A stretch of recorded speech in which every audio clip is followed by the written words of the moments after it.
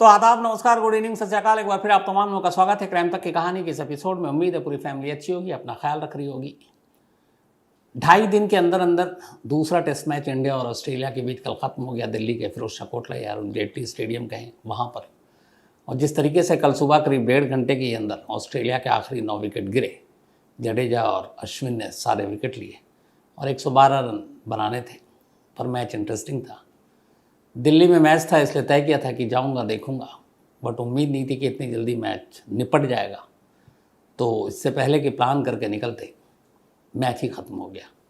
लेकिन बहुत अच्छी जीत, इंडिया 2-0 से आगे। बॉर्डर गावस्कर ट्रॉफी अपने नाम रहेगा, क्योंकि अब अगला 2 टेस्ट ऑस्ट्रेलिया जीत भी जाती है तो ड्रॉ में भी, क्योंकि लगातार 4 बार से बॉर्डर जो गावस्कर ट्रॉफी है उस पर हम लोगों का कब्जा है। अब अगला टेस्ट इंदौर में 1 मार्च से, उसका चौथा टेस्ट अहमदाबाद में है। वर्ल्ड टेस्ट चैंपियनशिप के लिए भी ज़रूरी है कि अगले 2 में से 1 मैच हम जीते, और उम्मीद यही कि जीत जाएंगे। तो एक अच्छा मैच था। इधर आज की कहानी शुरू करूं उससे पहले आपको अपडेट दे देता हूं, क्योंकि और बहुत सारी नई चीज़ें तो है नहीं। जो निकी यादव मर्डर केस में 5 लोग अरेस्ट हैं, पुलिस के कब्जे में। आज उनकी कस्टडी खत्म हो रही है और दोबारा पुलिस ने उनकी कस्टडी ली है। और अब ये खबर आ रही है कि असल में ये मर्डर फादर को भी मालूम था, और जो साहिल गहलोत के फादर है वीरेंद्र सिंह, वो पहले भी 97 में एक मर्डर के केस में जेल जा चुके। लोअर कोर्ट ने उनको सज़ा भी सुनाई, फिर हाई कोर्ट से बरी। ज़मीन जायदाद का झगड़ा था, और इस केस में भी कहते हैं कि फादर को सब कुछ पता था और शायद फादर के दबाव में ही ये कत्ल हुआ। और इस कत्ल की वजह यही थी कि निकी यादव को जब पता चला है वक्त पर कि ये सगाई और अगले दिन शादी है, तब उसने कहा था कि मैं शादी के मंडप में पहुंच जाऊंगी और तुम लोगों का पोल खोल दूंगी। तब वो डर गए थे कि शादी के मंडप में अगर आ गई, चूँकि निकी पहली बीवी थी, उसके पास सारे प्रूफ थे, तो फिर मामला गड़बड़ा जाता। इसीलिए फिर ये तय हुआ कि निकी को ही रास्ते से हटा दिया जाए। हालांकि निकी के घर वालों का कहना है कि अगर उन्हें मालूम होता कि निकी ने शादी कर ली है तो अपनी बेटी की इस खुशी में शामिल होते और साहिल से उसकी शादी भी करा देते, उन्हें कोई एतराज़ नहीं होता। लेकिन साहिल और साहिल के घर वालों ने धोखा दिया। हालांकि अब खबर ये भी आ रही कि अब साहिल पुलिस स्टेशन में ये कह रहा है कि नहीं, कि उसकी छोटी छोटी बातों का ख्याल रखती थी। अब मुझे अफसोस हो रहा है कि उसने उसी को मार डाला। अब इस कत्ल के पीछे परिवार, डर, बाप का दबाव, क्या क्या वजह हो सकती है मालूम नहीं, तो धीरे धीरे क्लियर होगा। लेकिन अब आज की कहानी के ऊपर आते हैं। और मैं अभी पिछले कुछ दिनों में आपसे मैंने ये कहा भी था कि अब ऐसा लगता है कि शायद दिल्ली और देश में फ्रिज खोलते हुए लोग डरने ना लगे। फ्रिज एक कॉमन फैक्टर हो गया है क्राइम में, या क्राइम को छुपाने में। श्रद्धा वॉलकर केस, अभी ये साहिल का केस निकी का, इससे पहले कल्याणपुरी दिल्ली का एक और केस जिसमें एक पति को उसकी पत्नी और बेटे ने ही मारकर फ्रिज में रखा था। तो 3 फ्रिज गवाह बने थे ऐसे कत्ल के, ऐसे जुर्म के, जिसमें लाशों को उसमें ठिकाने लगाया गया। 3 में से 2 लाशों के टुकड़े करके रखे गए, चाहे वो श्रद्धा वाला हो या कल्याणपुरी का हो। निकी यादव की लाश के टुकड़े नहीं बल्कि साबुत ठूंस दिया गया था। लेकिन अब एक चौथे फ्रिज की कहानी दिल्ली से दूर गुवाहाटी से आ रही है, नॉर्थ ईस्ट के इलाके से। अब ये कहना बड़ा मुश्किल है कि गुवाहाटी में भी ये जो क्राइम हुआ, इसका आइडिया दिल्ली से आया था, इसलिए कि ये मामला अगस्त का है और अगस्त तक फ्रिज की कोई कहानी सामने नहीं आई थी। आफ्ताब और श्रद्धा केस का खुलासा भी नवंबर में हुआ, दिल्ली के कल्याणपुरी का भी नवंबर में हुआ, ये तो फरवरी में हुआ। तो वो अगस्त में जो हुआ, तब भी देश में इस फ्रिज में इस तरह की लाशों को छुपाने की बात कहीं सामने नहीं आई थी मीडिया में। तो ये कहना शायद सही होगा कि ये उनका अपना आइडिया था कि इस तरीके से लाश को छुपाया जाए। लेकिन चौथे फ्रिज की अब कहानी आ गई है, और ये एक इत्तेफाक ही है कि लगातार फ्रिज दर फ्रिज इस तरह की कहानियां सामने आ रही हैं। ये चौथी कहानी है गुवाहाटी की, और इसका खुलासा हुआ कल संडे को ही। गुवाहाटी में एक परिवार रहा करता था, अमरज्योति दे और उसकी माँ थी, और ये लोग खुशहाल, ठीक ठाक। अमरज्योति की माँ जो थी उनका अपना एक अच्छी खासी उनकी प्रॉपर्टी थी, 5 घर थे, एक में वो खुद रहती थी, 4 उन्होंने किराए पर दे रखा था, अच्छा खासा उससे किराया आता था। और उनके किराया वसूलना या फाइनेंस पैसों की देख रेख हिसाब किताब अमर ज्योति की माँ के भाई किया करते थे। अमर ज्योति की माँ का नाम है शंकरी देवी। तो शंकरी देवी का भाई उनका सब कुछ संभाला करता था। 10 साल पहले शंकरी देवी ने अपने बेटे अमर ज्योति की शादी वंदना नाम की एक महिला से की, एक लड़की से की। वंदना भी ठीक ठाक एक इज्जतदार परिवार से, गुवाहाटी की ही रहने वाली, गुवाहाटी नॉर्थ, उधर ईस्ट का जो गुवाहाटी का हिस्सा है वहाँ की रहने वाली। तो वंदना और शंकरी देव की बेटे अमर ज्योति की शादी 10 साल पहले यानी 2013 में हुई। लंबा वक्त बीता, दोनों को कोई औलाद नहीं हुई, लेकिन सब कुछ ठीक चल रहा था।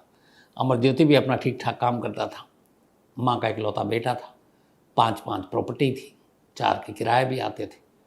पर माँ शादी के बाद एक घर में अपना अलग रहती थी, अमर ज्योति और उसकी बीवी वंदना ये अलग रहती थी। सब कुछ ठीक चल रहा था। तभी लास्ट ईयर अगस्त में, करीब 23 अगस्त 2022 को, वंदना कलिता पूरा नाम है इसका, ये गुवाहाटी के एक पुलिस स्टेशन में जाती है और एक रिपोर्ट लिखाती है। कहती मेरा पति और मेरी सास दोनों गायब हैं और उन दोनों का फ़ोन नहीं मिल रहा है, दोनों को ढूंढा, कहीं आता पता नहीं चल रहा है। तो पुलिस ढूंढे, पुलिस ने रिपोर्ट लिखी, पुलिस ने तफ्तीश की, आस पड़ोसियों से पूछा, लेकिन ना अमर ज्योति का कोई सुराग मिला, ना उसकी माँ का कोई सुराग मिला, शंकरी देवी का। पुलिस ढूंढती रही, फिर लगा कि दोनों कहीं माँ बेटे होंगे, उन्होंने बहुत सीरियसली भी नहीं ली। थोड़ा वक्त बीता, अगस्त के बाद सितंबर अक्टूबर आ गया, अब तक माँ बेटे का कोई सुराग नहीं। इधर जो वंदना थी, जब उसकी सास और पति गायब हुए तो फिर वो 2-3 दिन के बाद, बल्कि 4 दिन के बाद, वो अपने पति के जिस घर में रहा करती थी उस घर को छोड़ दिया और अपने बाप के घर चली गई। लोगों को भी लगा कि इसकी सास और पति गायब हैं, परेशान है, वो चली गई वहाँ। अब जाने के बाद 2 महीने हो गए, लेकिन वंदना की सास और पति दोनों का कोई सुराग नहीं मिल रहा है। अक्टूबर में वंदना ने फिर पुलिस में एक और कंप्लेंट दे दी।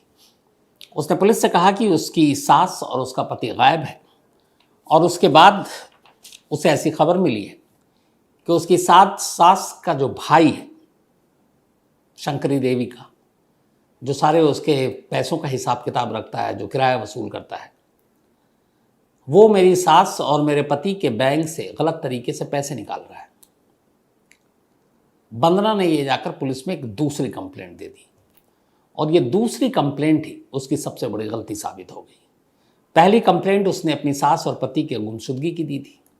अब 2 महीने के बाद दूसरी कंप्लेंट अपने पति के, मतलब मामा हुए, अपनी सास के भाई के खिलाफ दी कि वो दोनों गायब हैं और उनकी गैर हाजिरी में उसकी सास का भाई सास के पैसों को हड़प रहा है, गलत तरीके से बैंक से पैसे निकाल रहा है। तो हमें डाउट है कि मेरे सास और पति के गायब होने में उसी का हाथ है। अब जब ये दूसरी कंप्लेंट मिली, तब फिर पुलिस को भी लगा कि 2-3 महीने हो गए, दोनों मिले नहीं हैं, चलो अब अच्छे से तफ्तीश करते हैं। अब उसके बाद उन्होंने कहा ठीक है। अब शंकरी देव के 5 अकाउंट थे बैंक में अलग अलग। पुलिस ने दूसरी कंप्लेंट के बाद 5 अकाउंट को खंगालना शुरू किया बैंक से। जब अकाउंट खंगाला तो पुलिस को अचानक लगा कि मामला कुछ गड़बड़ है, क्योंकि जो कंप्लेनेंट है वंदना, 5 बैंक अकाउंट के पिछले 2 महीने के ट्रांजैक्शन की जब हिस्ट्री निकाली गई तो पता चला कि शंकरी देव के बैंक अकाउंट से एटीएम के जरिए अलग अलग वक्त में इन 2 महीनों में करीब 5 लाख रुपए निकले, और ये 5 लाख रुपए एटीएम के जरिए खुद वंदना ने निकाले। अब एटीएम से आप कब ट्रांजैक्शन करते हैं, कहाँ से निकालते हैं, आजकल हर एटीएम में सीसीटीवी फुटेज होता है। तो जब उस एटीएम के जरिए जब जो ट्रांजैक्शन दिखाया बैंक ने, पुलिस उन्होंने एटीएम सेंटर पर गई, वहाँ के सीसीटीवी फुटेज को निकाला, तो हर जगह वंदना पैसे निकालते हुए दिख रही है, न कि वंदना की सास के भाई। अब पुलिस को पहली बार डाउट हुआ कि एक महिला अपनी सास और अपने पति की गुमशुदगी की रिपोर्ट लिखाती है अगस्त में। 2 महीने के बाद वो दूसरी कंप्लेंट कर रही है कि उसकी सास का भाई जो है उसकी सास के पैसे हड़प रहा है, लेकिन हर जगह एटीएम में वो खुद दिखाई दे रही है। पुलिस को लगा मामला कुछ गड़बड़ है। तफ्तीश गुपचुप तरीके से पुलिस करती रही, लेकिन कोई ऐसा सुराग मिल नहीं रहा था। अपने तरीके से पुलिस ने जहाँ पे वंदना रहती थी अपने ससुराल में, उसके इर्द गिर्द के लोगों से पूछताछ शुरू की। तो वंदना के बारे में पुलिस को पता चला कि वो बड़े ही आज़ाद ख्याल की थी। उसके बहुत सारे दोस्त थे और एक दोस्त बेहद करीबी था। अब और इसको लेके पति पत्नी में अक्सर झगड़ा हुआ करता था। झगड़े की आवाज़ पड़ोसियों तक आती थी। फिर उन्होंने एक और बयान दिया। उन्होंने कहा कि 25 अगस्त 2022 को, यानी कि जिस दिन उसकी सास और पति गायब हुए उसके 3 दिन के बाद, उसने कहा कि वंदना के घर पे छत पर कुछ जलाने की बू आई और आग हम लोगों ने देखा। फिर वो देखा कि वो मैट्रेस जला रही है, कुछ कपड़े जला रही है। तो उन्हें लगा कि घर के पुराने कपड़े कुछ चीज़ें होंगी, तो इसलिए किसी ने ध्यान नहीं दिया। लेकिन अब पुलिस ने उस कड़ी को जोड़ा कि एक तरफ एक महिला और उसका बेटा गायब होता है, उसके 3 दिन के बाद छत पे कुछ चीज़ें जलाई जा रही हैं। फिर वो महिला वो घर छोड़कर चली जाती है। फिर एक कंप्लेंट लिखाती है गुमशुदगी की। फिर 2 महीने बाद दूसरी कंप्लेंट लिखाती है, लेकिन एटीएम में हर जगह वही नज़र आती है।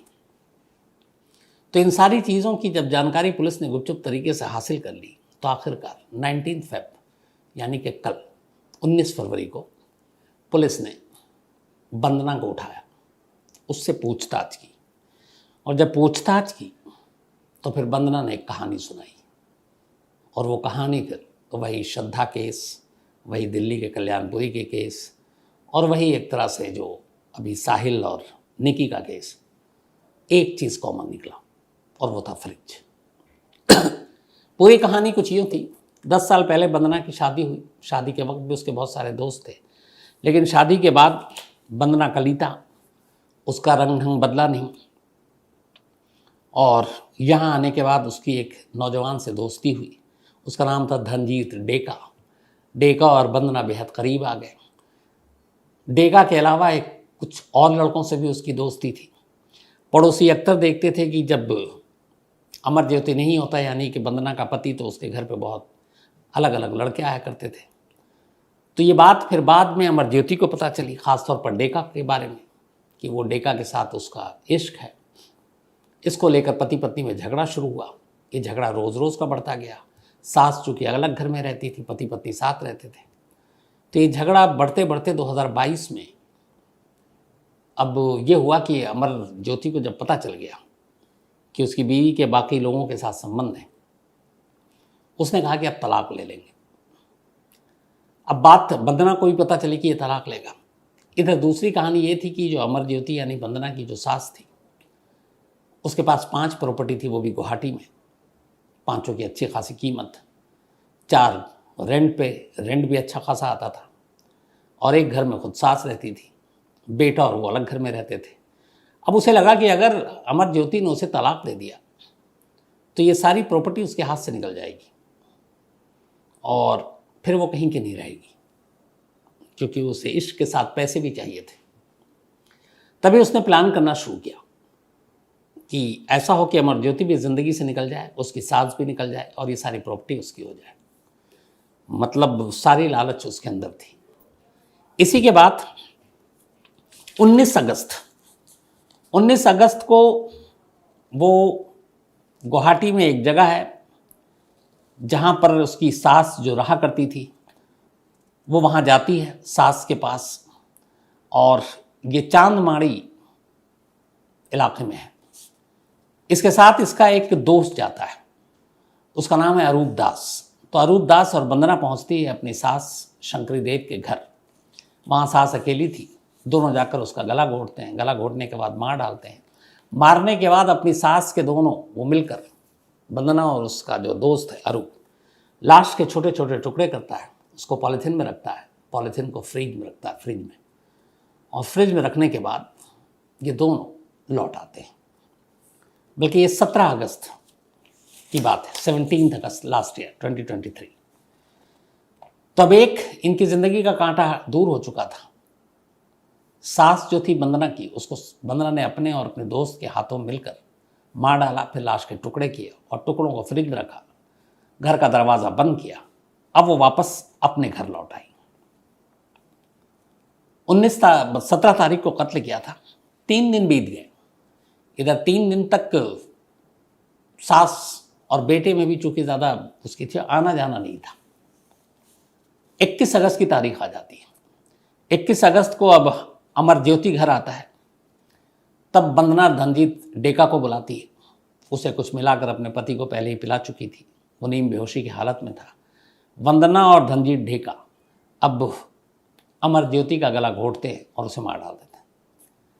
मारने के बाद सेम वैसे ही अमर ज्योति की भी लाश के टुकड़े करते हैं, पॉलीथीन में रखते हैं और पॉलीथीन को फ्रिज खाली करके उसमें डाल देते हैं। 2 घर के अंदर 2 कत्ल 4 दिन के अंदर वंदना कर चुकी थी। पहले अपनी सास को मारा, फिर अपने पति को मारा, और दोनों की लाश के टुकड़े अब फ्रिज में थे। अब इसके बाद प्लानिंग ये होती है कि इन लाश के टुकड़ों को कहां ठिकाने लगाया जाए। 23 अगस्त को पहले सबसे जो सास के उसके घर पे फ्रिज था उसमें लाश के टुकड़े थे, वहाँ अरूप दास पहुँचता है। अरूप दास उन टुकड़ों को एक बैग में भरता है। बैग में भरने के बाद वो कार में रखता है और कार लेकर आता है अब वंदना के घर, यानी अमर ज्योति के घर, दोनों के पति पत्नी के।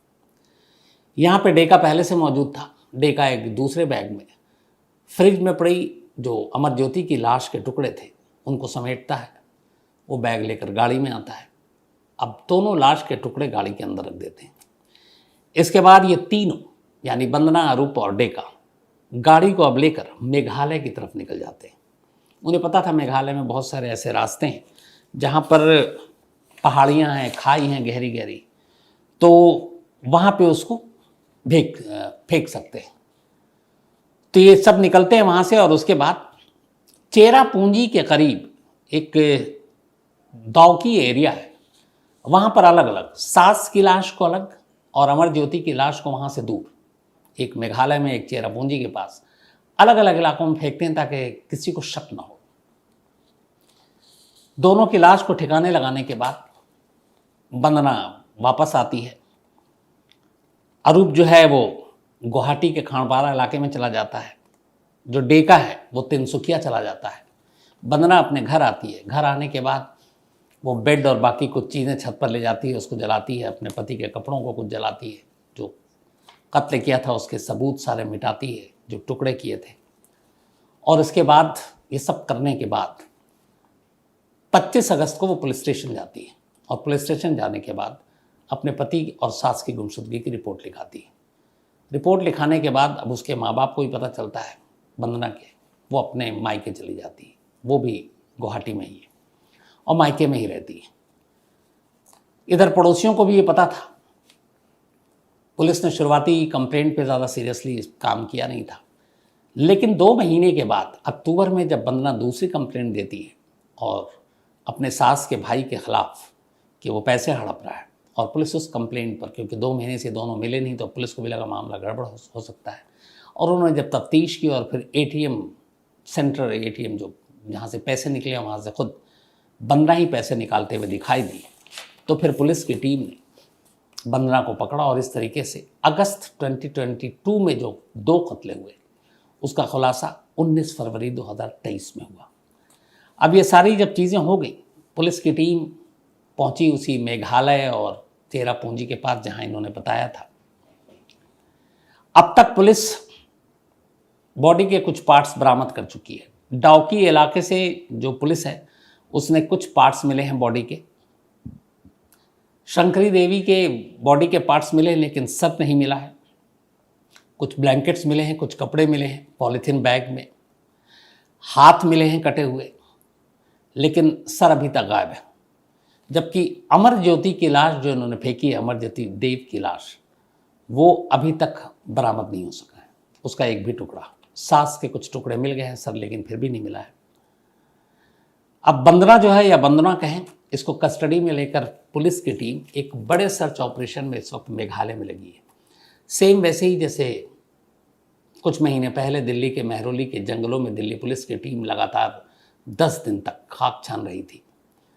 तो यहाँ तो फिर भी एक जंगल है, उस जंगल के अंदर एक बाउंड्री है, लेकिन ये काम थोड़ा मुश्किल है गुवाहाटी पुलिस के लिए, क्योंकि जिस जगह पे लाश उन्होंने अमरज्योति की फेंकी है वो पहाड़ी इलाका है, खाई है, और वो लोग गुमराह भी कर रहे हैं कि मुझे एग्जैक्ट पता नहीं कहाँ पे फेंका है। तब उन सड़कों पर नीचे खाई में उतरकर लाश के टुकड़ों को ढूंढना है। सास की लाश के टुकड़े तो मिल गए, सर बेशक नहीं मिला, लेकिन बंदना के पति अमरज्योति की लाश के अभी टुकड़े का एक भी हिस्सा बरामद नहीं हुआ है, और पुलिस के लिए बहुत ज़रूरी है ताकि एक पुख्ता केस तैयार किया जा सके। तो करीब 7 महीने के बाद गुवाहाटी में हुए 2 कत्ल का खुलासा अब हुआ है, और पुलिस ने तीनों को गिरफ्तार कर लिया। डेका को तिनसुकिया से किया, दूसरे को वहीं गुवाहाटी से किया, और बंदना को अपने ही पिता के वो घर रह रही थी वहाँ से गिरफ्तार किया। अब उसके पिता भी मीडिया में आए, जब उन्हें ये बात पता चली, उनका यही कहना है कि उन्हें यकीन नहीं हो रहा कि उनकी बेटी इस तरह की हरकत कर सकती है। उन्होंने ये भी कहा कि अगर ये सच है और उसी ने ये काम किया है, अपनी सास और पति को मारा है, तो मैं चाहता हूँ कि मेरी बेटी को मौत की सज़ा मिले या उसे गोली मार दी जाए। ये बाप का कहना है। तो फिलहाल पुलिस इस मामले की तफ्तीश कर रही है। सास की लाश को टुकड़ों को डीएनए के लिए भेज दिया गया है। बेटे की लाश के टुकड़े अभी ढूंढे जा रहे हैं। तो ये थी कहानी आज की। हाल के वक्त में चौथे फ्रिज की चौथी दहला देने वाली कहानी। तो आजकल जैसा मैंने शुरू में कहा, फ्रिज एक कॉमन फैक्टर होता जा रहा है क्राइम को लेकर। अब पता नहीं इसमें फ्रिज का क्या दोष है, लेकिन इंसानी दिमाग जो है सबसे ख़तरनाक होता है। कहीं ना कहीं से क्या क्या पता नहीं आइडियाज़ आ जाते हैं। खैर, अब वही सिलसिला अपना। आज प्रमिला मनेरिया, बल्कि प्रमिला मेनारिया, इनका आज बर्थडे है, तो हैप्पी बर्थडे प्रमिला। और ये भेजा है सांवरा मेनारिया ने। इसके अलावा किरण सोलंकी का भी आज जन्मदिन है, हैप्पी बर्थडे किरण जी। साथ ही अंजलि परब जी, इनका भी आज बर्थडे है, तो हैप्पी बर्थडे अंजलि जी। और ये मंडर प्रभ की मम्मी है, 19 को इनके था, तो बिलेटेड हैप्पी बर्थडे, कल संडे था। गुड्डू, इनका भी आज बर्थडे है, तो हैप्पी बर्थडे गुड्डू। और ये कुलदीप परिहार ने भेजा, उनके सिस्टर हैं। साथ ही सुमन जी, इनका भी आज जन्मदिन है, तो हैप्पी बर्थडे सुमन जी। और ये मोहित की पत्नी है, आतिश सिंह जी ने भेजा है। समीर अहमद पुणे से, इनका भी आज बर्थडे है, हैप्पी बर्थडे समीर। साथ ही गुलशन जटवार, इनका भी आज जन्मदिन है, हैप्पी बर्थडे गुलशन। और ये पूनम और विजय जटवार जी की बिटियाँ हैं। मोहम्मद मदनी, इनका भी आज बर्थडे है, हैप्पी बर्थडे मदनी साहब। इसके अलावा नुसरत प्रवीण, इनका भी बर्थडे है, हैप्पी बर्थडे नुसरत। और ये इफ्तिखार आदिल की वाइफ है, 19 को इनका बर्थडे था, अब तो बिलेटेड हैप्पी बर्थडे। इसके अलावा यास्मीन खान और मंसूर खान, इन दोनों की आज मैरिज एनिवर्सरी है, आप दोनों को बहुत बहुत बधाई। ताजीन एंड तहरीन ने भेजा है। साथ ही कबीर सिंह की मम्मी और पापा, इनकी भी एनिवर्सरी, इन्होंने नाम लिखा नहीं, लेकिन आप दोनों को भी बहुत बहुत मुबारक बधाई। नेहा एंड आकाश सिंह की भी मैरिज एनिवर्सरी, आप दोनों को भी बहुत बधाई। जसप्रीत कौर और कमलजीत सिंह, 18 को इन दोनों की एनिवर्सरी थी, बिलेटेड, आप दोनों को बहुत बहुत बधाई। साथ ही जुनैद शेख, इन्होंने कहानी की फरमाइश की है। जबा रॉय, इन्होंने भी एक कहानी की फरमाइश की है। इसके अलावा Swati and Roshan, thank you so much आपके इस प्यार भरे मेल के लिए, दिल से शुक्रिया आपका दोनों का। Ajay Narnolia, thank you so much. और बीच बीच में कोशिश करता हूँ कि कहानी के कुछ पिक्चर डाल दूँ, और आपने जो कहा ख्याल रखेंगे। साथ ही मुफरीद खान, इन्होंने कहानी की फरमाइश की है। राजेंद्र गंगुर्दे, इन्होंने भी एक कहानी की फरमाइश की है। सीमा साहू छत्तीसगढ़ की कोई स्टोरी सुनना चाहती हैं। Ayush Mishra, thank you so much. Bhupendra Mishra, सुंदर नर्सरी, जब भी आऊँगा आपसे ज़रूर मिलूँगा भूपेंद्र भाई। इसके अलावा अंजलि गोयल, अंजलि जी मैंने पहले भी कहा है, मैं अपने बारे में पूरी कहानी कभी जल्दी सुनाऊंगा आप लोगों को। साथ ही रमज़ान अली मुर्शिदाबाद से, थैंक यू सो मच आपके मेल के लिए। राहुल दिवालकर कानपुर से, बल्कि राहुल दिवाकर हैं कानपुर से, thank you so much. Manisha Pal, Manisha ji आपने जो मेल लिखा था, बिल्कुल आपको फ़ौरन रजिस्ट्री से पहले उनसे पैसे लेना चाहिए, और नहीं तो पुलिस में कंप्लेंट कीजिए, क्योंकि रजिस्ट्री के बाद फिर कौन कहाँ आप फिर भटकते रहेंगे। तो जो भी काम करना है रजिस्ट्री से पहले आपको कानूनी कार्रवाई करनी चाहिए या फिर पैसे लेने चाहिए। और अरे मैं तो सबसे भूल ही गया कि आज माननीय शास्त्री जी आना है, वो अपने विनोद शिकारपुरी जी की भी मैरिज एनिवर्सरी है। तो विनोद शिकारपुरी और उनकी पत्नी दोनों को बहुत बहुत बधाई। हमेशा दोनों ऐसे रहे, अच्छे रहे, खुश रहें, लड़ते झगड़ते रहें। तो इसी के साथ आज कहानी में इतना ही। अब आपसे मुलाकात होगी कल रात 9 बजे किसी नई कहानी के साथ। तब तक अपना ख्याल रखिएगा। Thank you very much.